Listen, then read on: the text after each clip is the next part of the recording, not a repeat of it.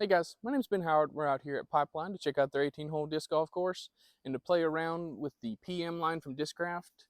This is a lineup that are basically discs either designed by or with Paul Mcbeth in mind.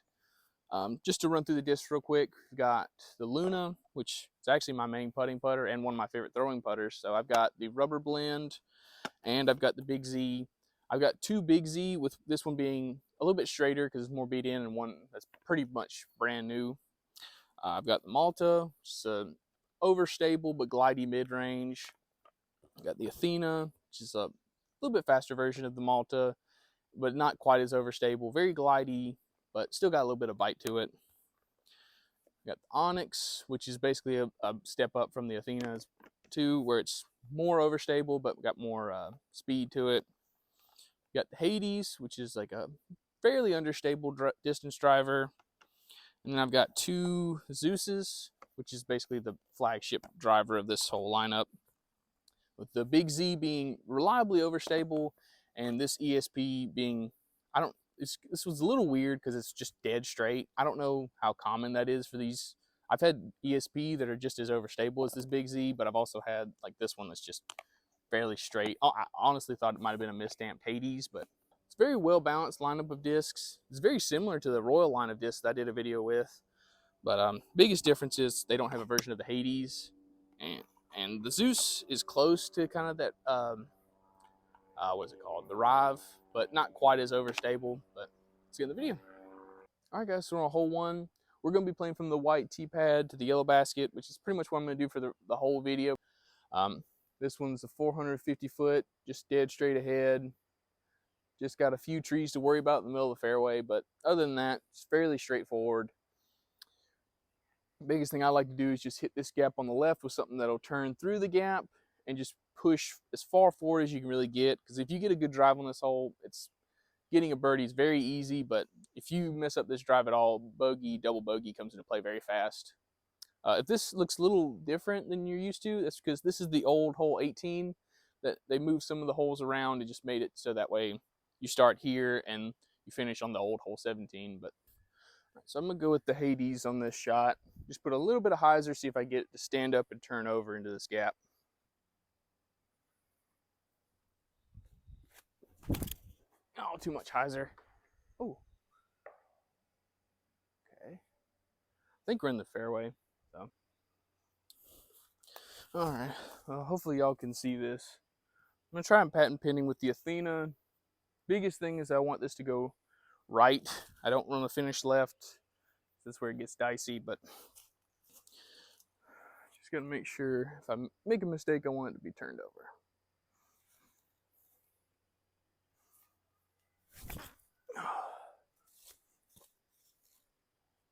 Ah, dang it.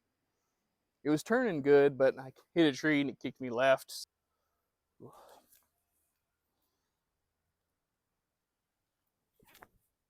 Oh, ooh, sit down. Okay, that worked. All right, guys, so we're on hole two. This is a par three, 312 feet. Basket's through this gap, tucked a little bit off to the left. Biggest thing is you don't want to go too far left if you hit this gap, because the whole hill slopes from right to left. So you could easily end up like 60 feet left of the basket without misreleasing it too much. Best play I've really found to do in this hole is just throw something that's a little slower than you would normally throw in this hole, so you don't go too far left and you end up a little short. Most of the time you can get like a 30 footer out of it, or sometimes even a little bit closer, but biggest thing is just really want to play for that edge of circle look so you don't really get punished too much on this hole. I'm gonna try out the Malta on this line. Just, I think if I hit it flat, it should just push through the gap and then give me that finish I want.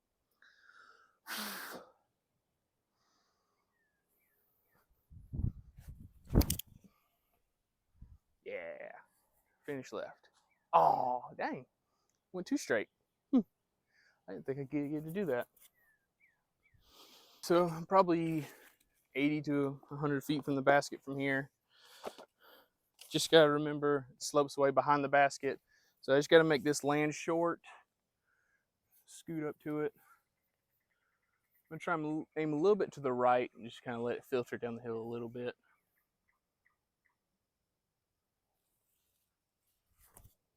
Oh, that's too soft. Oof. That's a putt at least, but oh well.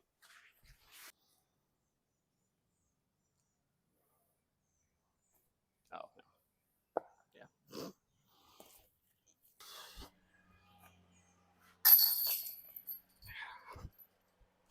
All right, so for hole 3, this one's a par 3, 250 feet, just dead straight ahead.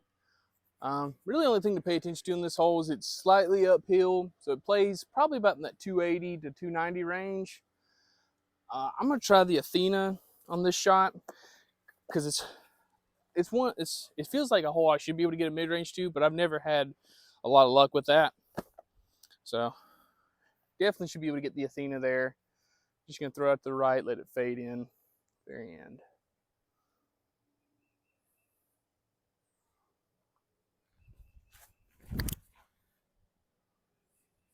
Ooh, push straight. Oh, and a good roll too. Nice.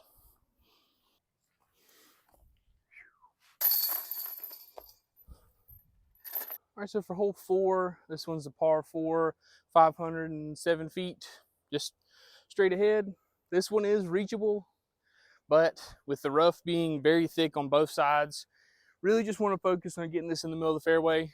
I'm gonna give the Hades another chance on this hole because I feel like the Zeus might fade out on me before I can get it all the way down there to the basket, and really don't want to be in any rough at all in this hole.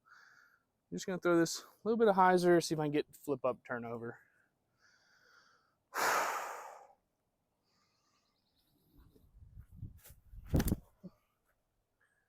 Yes. Now be stable a little bit. Okay. That's kind of what I was worried about, is that it would just turn over and just never really come back. But I'll have at least a somewhat manageable approach shot from there. All right. Well, hopefully y'all can see me, and hopefully I'm not outside the range of these mics. Probably in that 80 to 100 foot range again. So just gonna try an upshot with the Luna.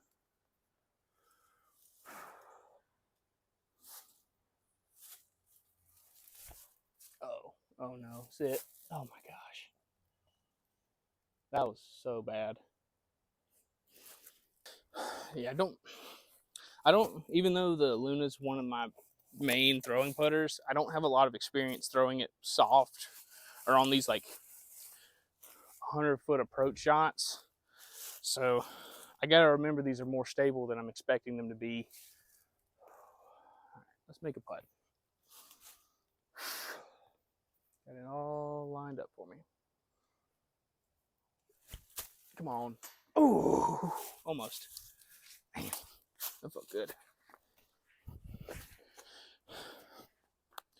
Yeah, even this straighter one is not really that straight. They're still got a lot of slow speed stability to them, even when I'm throwing them hard. So nothing crazy, just got to be something I can pay attention to. All right, so for hole 5, this one's par 3, 199 feet, just dead straight ahead. You can kind of see it poking out behind this one tree. This one you just gotta be careful on, because if you throw it up there, give yourself a putt. It feels like an easy hole, but if you're off at all, you can hit any of these trees and just kick in whatever direction and easily take a bogey or a double bogey. So I'm gonna throw the Luna. Biggest thing I just gotta pay attention to is because it's so uphill, that low speed stability is gonna come into play. So really just want to hit this gap with these 2 trees 30 feet short of the basket. And if I get through that gap, I should have a putt. So just gotta do that.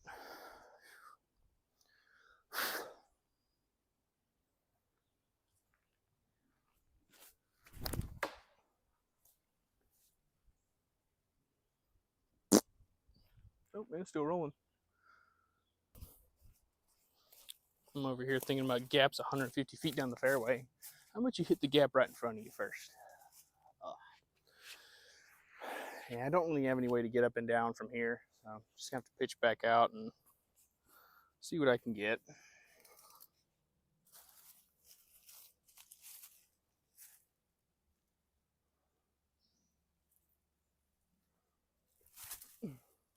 go.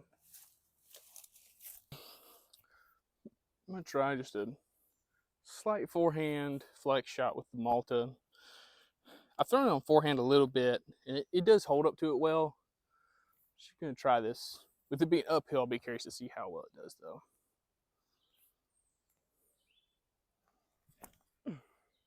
But yeah, that flew nice. All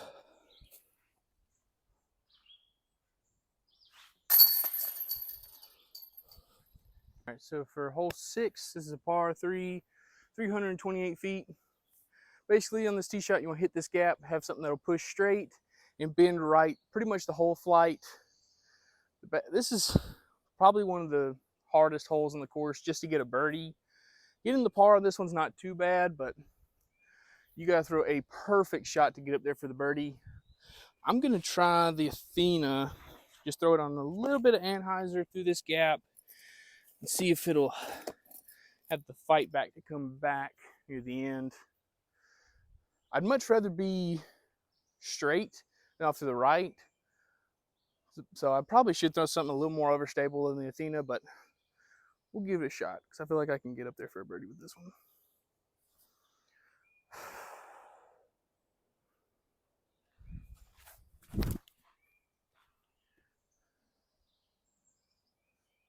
Yeah, that worked. It pushed a little bit straighter than I meant it for it to. So I need a little bit more anhyzer on that, but that's a really good shot. So yeah, about in that same 80-foot range I've been in, what it feels like all day. I'll throw the newer Luna on forehand, see if just get up and down from there.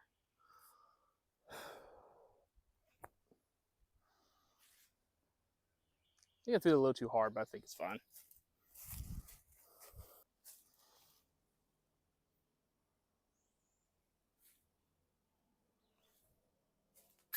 Ah, man. You gotta remember my feet are off balance like that. Gotta focus on getting that push through, picking my leg up so I get that power. All right, so for hole 7, this one's par 3, 312 feet. Basically, you just want to hit this gap straight in front of us, have something that'll push straight and finish right as hard as you can. This is another one that's pretty much a bonus birdie because it's really hard to get the distance you need and to have the late finish you want, because it pretty much is like a 90-degree angle right with the ground finishing like away from the basket that way. So if you're throwing it long and pushing, like if it's a pushing hyzer, it's going to finish way too far and probably going to roll down the hill. So you need something that's going to go straight and then fade super hard near the end. But best play I've really found is just throw something and just try and get it to go out and right. Don't really worry about the distance. Just get up there and just try and get as close as you can. I'm going to try that with the Onyx.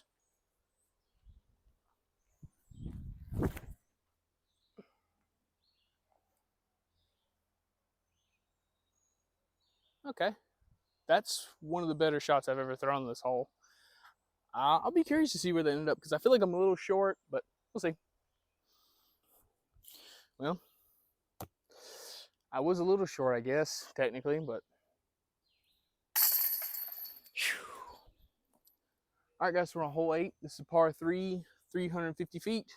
Fairway goes straight for probably about 150 feet, and it bends left a little bit, and then goes straight for another 200 feet, with the basket being off to the right.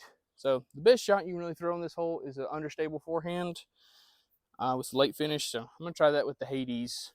Just gotta be careful because I don't want to be right at all. I'd much rather be off to the left because the left is way more open to the basket and in general. So if I'm gonna do anything, I want to turn this over.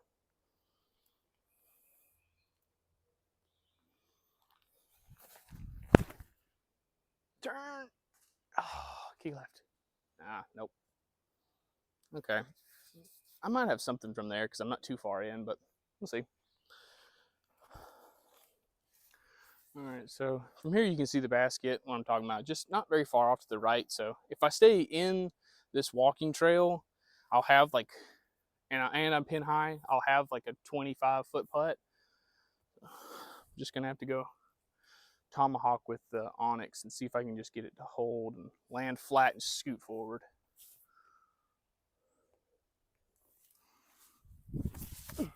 Nope. Oh, that was a good tree. That definitely could have cut rolled way left, but I'm at least in a good area to where I should be able to get up and down.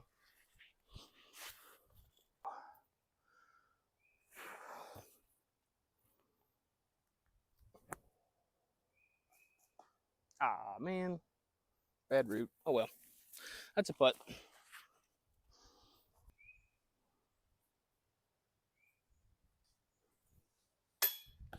Dang. I was telling myself to putt it high, and I did. Oh well. Alright guys, we're on hole 9, final hole of the video. Basket's just dead straight ahead, 308 feet. Biggest thing to worry about in this hole is the ground gets up pretty high, about 100 feet off the tee pad. So you really need to throw something a little bit higher than you would normally like to, which can make the disc a little bit nose up, which is really hard on this shot because you really want it to just go as dead straight as you can. I'm going to try, I'm debating on throwing the Hades or the Athena. The Athena, I feel like I have a better chance of hitting the gap, but I'm not going to be able to get it there all the way. With the Hades, I feel like I can get it there. I'll go with the Athena one more time. Just give it a little bit of height. Just let it fade left. Don't want to go right, just left.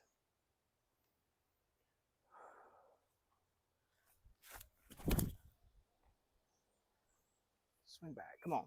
Ah.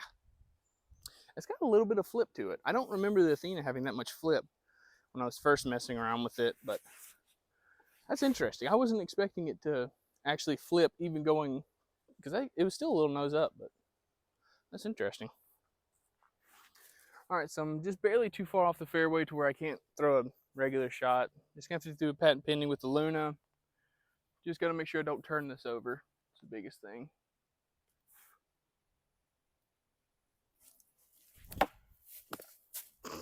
I didn't turn it over. I did grip lock the snot out of that. Let's see.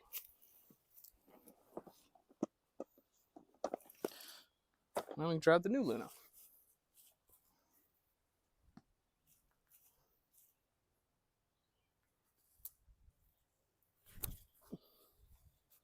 Oh, come on.